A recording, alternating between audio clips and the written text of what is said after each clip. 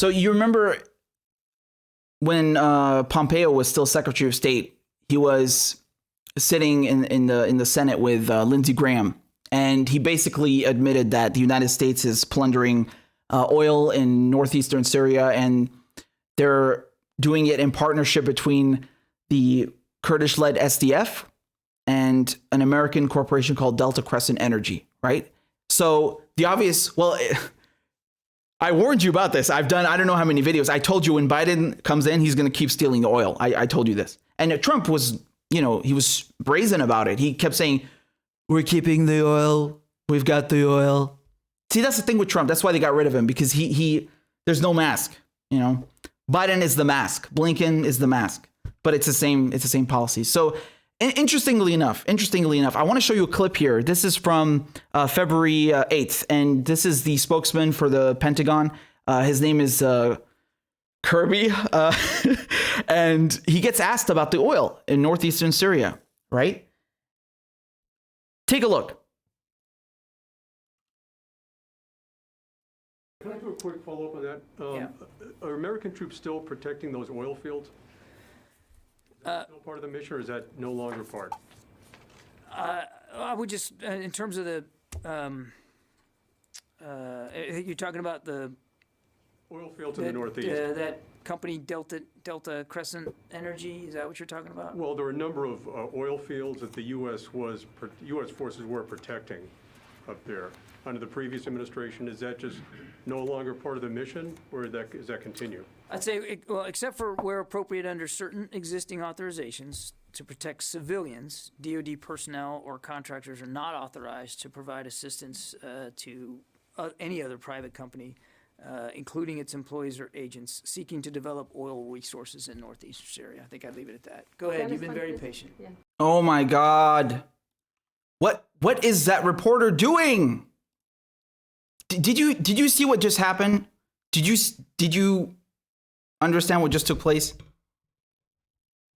Kirby was giving you the name of the company. He starts out with, are you talking about Delta Crescent? And then the reporter, like a moron, cuts him off and basically inadvertently helps him deflect and change the subject. Probably because he doesn't even know what he's talking about. It's like, yeah, there's a number of oil fields. You know the oil fields. Oh my God. Yes, but there's one company that's stealing your oil, and that's the name, and he was literally giving it to you. Why did you not let him finish, you idiot? Anyway, it's not like we don't know what they're doing. We know what they're doing, and he would have lied anyway.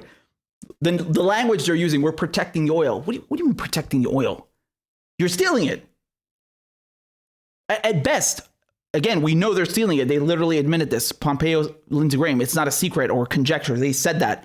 They're modernizing the oil fields. They're stealing it. But even at best, protecting it means they're holding it hostage from the Syrian government and thus the Syrian people.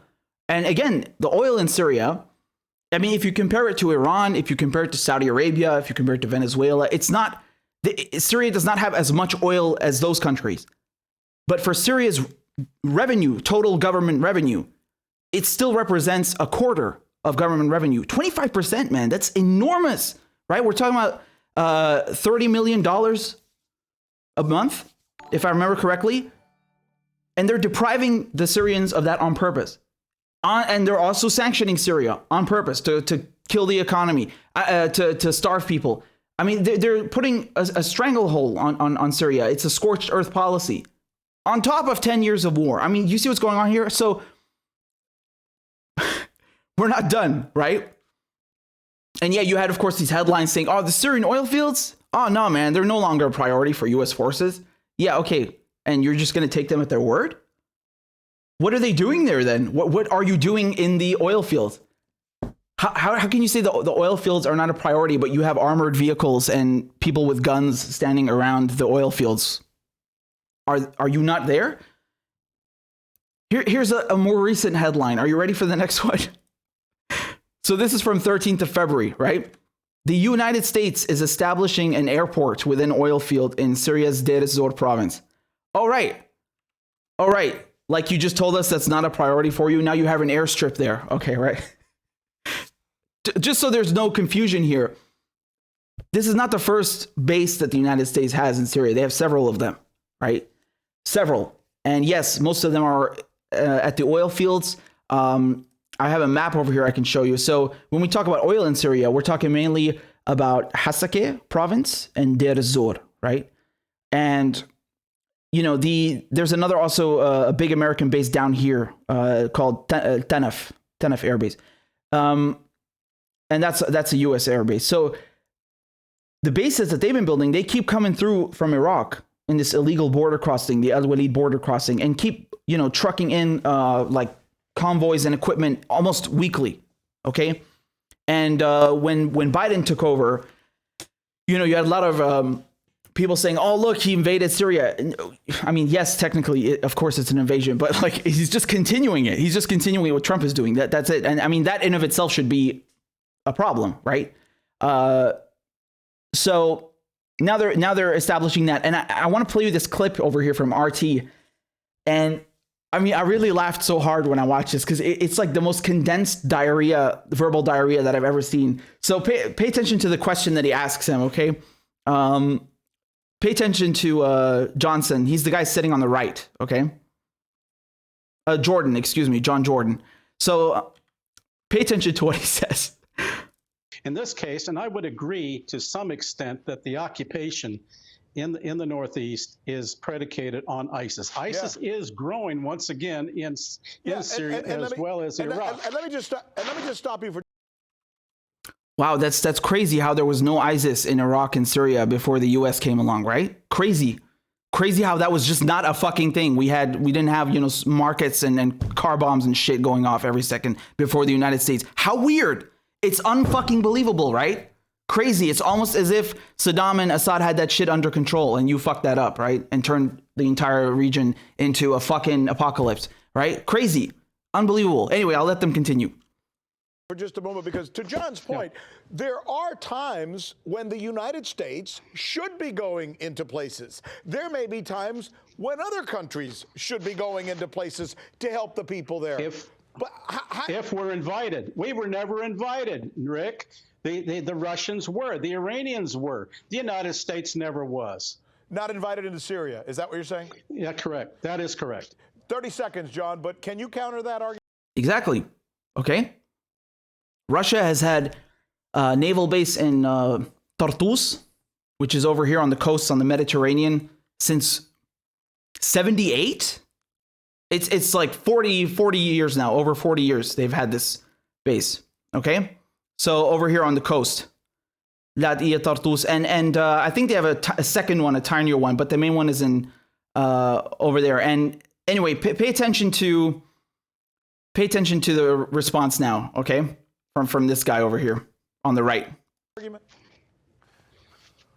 Absolutely. The Iranians are bad guys. A lot of people are concerned about the Iranians in Syria. Syria is largely a no man's land. It's the Wild West. And the Syrian government itself isn't elected, and its own legitimacy is seriously in question. It is not a democratically elected government. Therefore, it doesn't have the same legitimacy as, say, a Western government does, or Russia, for that matter. So it's not the same as being invited. It's about protecting U.S. interests. And by the way, and there's a whole host of UN resolutions dealing with refugees in Syria. So Syria is a lot more complex, and an invitation from the Assad regime doesn't legitimacy create. Hey, the UN recognizes Assad as a legitimate government in Syria. I'm sorry. And we'll have to leave it at that, gentlemen. What a great conversation. You guys are great. Wow.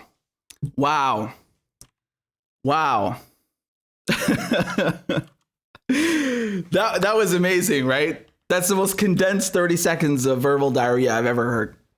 I love how he's like, you got 30 seconds, go. And the guy's the Iranians are bad guys. What are you, a 12-year-old? Are you 12 years old? What does that mean, the Iranians are bad guys? What does that mean? Who asked you? Are you the president of Syria to be deciding who is a good guy and a bad guy and who you want inside of Syria? What does that mean? I think it really exposes how infantile and how fucking brainwashed all of these policymakers, the media, the political class are. It's that you just saw the neocon come out of him, right? You're Iran bad, America good. Yeah, that's like the fundamental, most primal mode he has in him. And then, he goes on to say the Syrian government is not legitimate. Well, that means you're legitimate? Like, what kind of logic is that? So now are you saying that you're the legitimate leader of Syria? Like, who chose you to decide that? And why does that give you an excuse to steal the oil? Did you see how at the end he said it's about protecting American interests? He's straight up telling you, like, that's what it's about, American interests. That means, stealing land, stealing oil. Unbelievable. I mean, could you imagine if, like, could you imagine if Syria invaded the United States and then started stealing the oil in Texas because some Trump supporters don't think that Biden is the legitimate president? Yes, what the fuck does that sentence even mean? Exactly, and that's what he's saying. That's exactly how outrageous it sounds. Exactly how outrageous it sounds.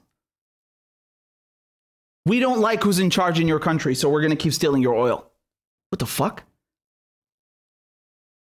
And pay attention. That's exactly what Blinken said the other day about the Golan Heights, right? That Israel is illegally occupying since 1967, which they annexed illegally in the 80s, right? Oh, we don't like Assad. We don't like who's in charge in Syria. So we're going to turn a blind eye from Israel violating countless UN resolutions and international law and committing a war crime and stealing and annexing land that it has gained in war, which again is a violation of international law. Yeah, we don't care. Remember, legalities aside. What the fuck do you mean legalities aside? We're talking about international law. It's fundamentally about legalities. You dingas. No. We don't like who's in charge in your country. So, we're going to steal your land. We're going to steal your resources. And then we're going to pretend that we are your saviors. And we're here for your safety. We're here to protect you from the problem that we created. This is fucking insane. Listening to this. It's incredible. It's incredible. And just to give you some background about the people who founded this company, Delta Crescent Energy, which is stealing the oil in Syria, or as Lindsey Graham and Mike Pompeo say, modernizing, right? Or Biden says protecting, right? They're protecting it. I'm going to come and protect your belongings. Just give me your phone. Give me the keys to your apartment and your car. I'm going to protect them for you. Okay? I'm here for your safety. Just give me all your possessions. I'm going to protect you. Give me your bank account. I'm going to protect you. All right? I'm protecting them for you. Like, do you think you're talking to kids or something? So here's one of the, again, I've covered these guys before with you, but one of them is James Kane. Okay. James Kane. This guy was the former U.S. ambassador to Denmark during the George W. Bush administration. And as I said, he's one of the co-founders of Delta Crescent Energy. Now, another interesting thing about James Kane is not that he was not only that he was a Bush administration official, but he said over here, if you look, in December 2010, Kane called for the death penalty for Chelsea Manning, the U.S. soldier alleged to have supplied WikiLeaks with diplomatic cables and Iraq war logs. Oh, you mean for exposing your war crimes, right? I love how they tone things down, right? Oh, it was just a bunch of diplomatic cables, Yeah, okay. What were in those cables? You would care to remind me? But anyway, that's the kind of person we're dealing with, right? A straight up neocon. Now, the other person over here, James Reese, okay? He's a retired Delta Force Army officer. Probably, maybe that's why they named the company Delta Crescent Energy. Who knows? But he's a retired Delta Force Army officer who used to run his own private security firm. What is that security firm? Now, if we go and look at the reporting over here from Responsible Statecraft, okay? Turns out, we're talking about, hold on, I've lost my place here. You'll have to forgive me a second.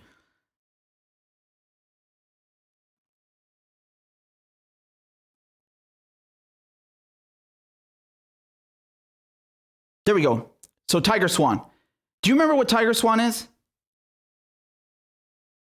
You guys remember the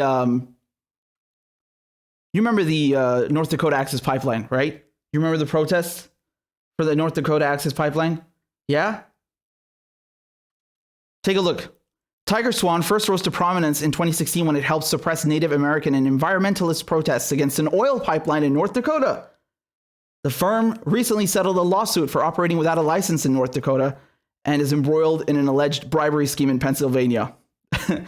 I mean, these are just the finest people, right? What else do you expect? They were literally imperialist pieces of scum, of dirt, right? They're stealing Syrian oil. Why would they not steal? Why would they not violate the land of Native Americans and plunder oil locally as well? That's who they are. And over here we also have the other person is John Derre, a veteran oil executive with years of experience operating in the Middle East. Okay, so another colonialist. But this is just to give you an idea of who these people are, right? And, the Biden administration, they're just continuing the exact same policies that Trump was doing, right? And as a matter of fact, I'd say it's worse because, I mean, if people didn't care under Trump and they didn't, right? You would hear them on Rachel Maddow or on MSNBC or in the mainstream media, they, for years, oh my God, Trump is a Russian agent. Trump is a racist. Okay, I agree with the racist part. He's definitely racist, but they would critique him without bringing this up. Like they wouldn't critique him for bombing Syria, right? Brian Williams was creaming his pants. They didn't critique him for stealing oil in Syria. They didn't critique him for killing Soleimani. They didn't critique him for sanctions on Venezuela. When it comes to empire, there wasn't any critique. So people, they accepted that. And so the Biden administration gets handed all these things. Again, one of them is the persecution of Julian Assange. That's another thing. And why would they reverse them? And another thing, the policy with the Middle East, right? The Abraham Accords, Trump recognizing the occupied Syrian Golan Heights as Israeli, as if they're his to do, to recognize as whatever he pleases, right? So all these things, the Biden administration has inherited. They're not going to change any of that. They won't even move the embassy from Jerusalem back to Tel Aviv. They're like, oh shit, okay, well, let's just keep going. Right? The mask is back on now. It's okay. Jill Biden was wearing a scrunchie, right? When she was getting those macarons for Joe. Don't tell Joe, by the way, right? Jim Psaki's cool, right? She does little Twitter videos and answers your questions on Twitter, right? Blinken is well-spoken. He speaks French. He plays guitar, right? The Europeans like him. It's okay. Go back to sleep. Shh. It's okay. It's okay. We're protecting the oil. We're protecting.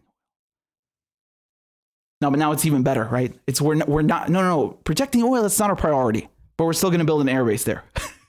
We're going to keep trucking in supplies to steal it. Yes, we are. And what's amazing, if you watch this clip over here with Jordan, remember the idiot on the right.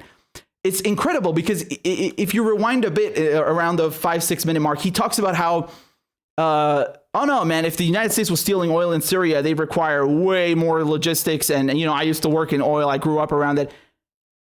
It's okay. You don't have to lie. Lindsey Graham and Mike Pompeo told us they're stealing the oil. Why are you lying? It's not a secret. Well, you can't lie. We know already. It's official. They've admitted to it. What are you making up over here? It's just. And that's absurd because another thing that is underreported about the war in Syria is the fact that this has been extremely detrimental to the environment. You had ISIS controlling these oil fields at one point. You had other armed groups controlling the oil.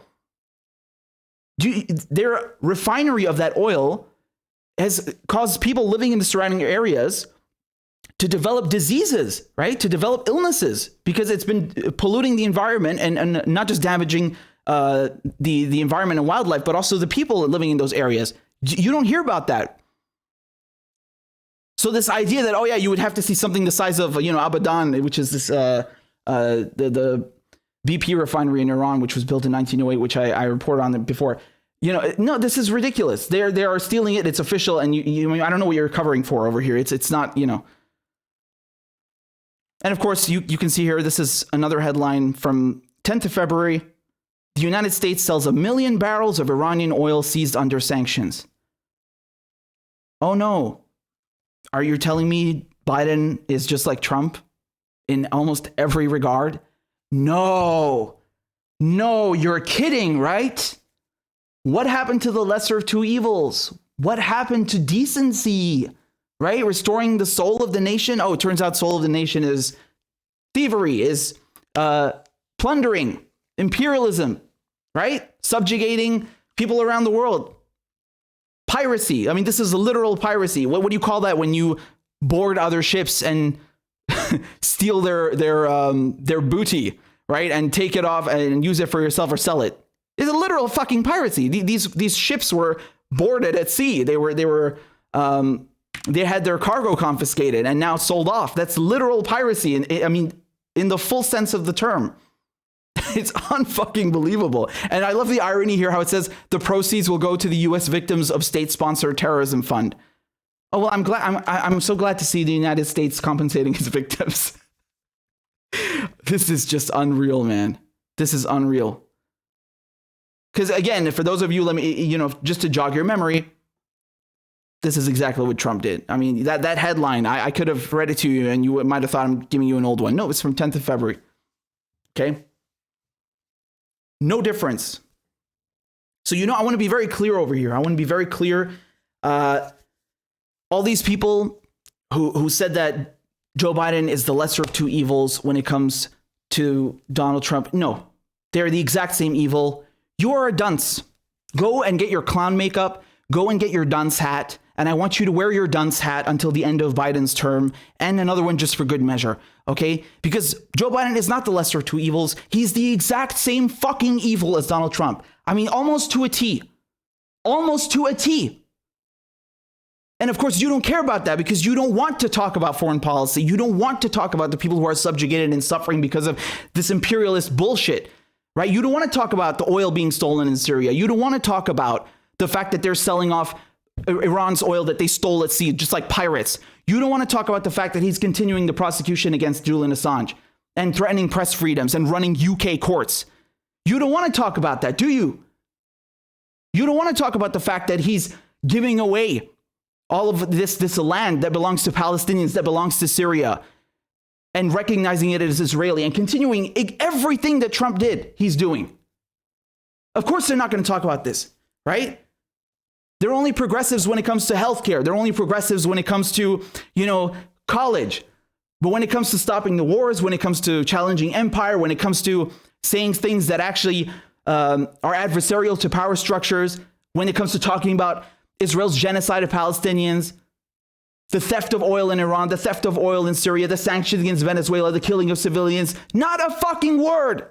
How can you be a U.S. journalist? How can you be a U.S. pundit and you don't even talk about foreign policy? That's just fucking lazy at best. How pathetic.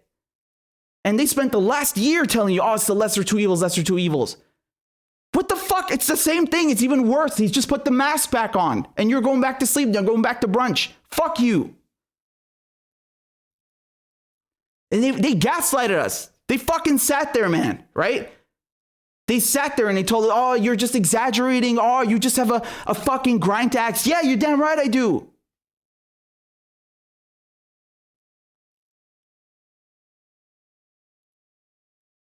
You're goddamn right I got a fucking bone to pick and I got a fucking axe to grind. What do you think? How can you not be annoyed and angered and infuriated at this? How can you not be outraged? Jesus Christ, man. They're lying to your faces. They're lying to my face. You take us for suckers? You take us for fools? Motherfuckers, man. Motherfuckers, really. Just continuing the exact same policies with the mask. Shh. Go back to brunch. I'm so disgusted. I really am.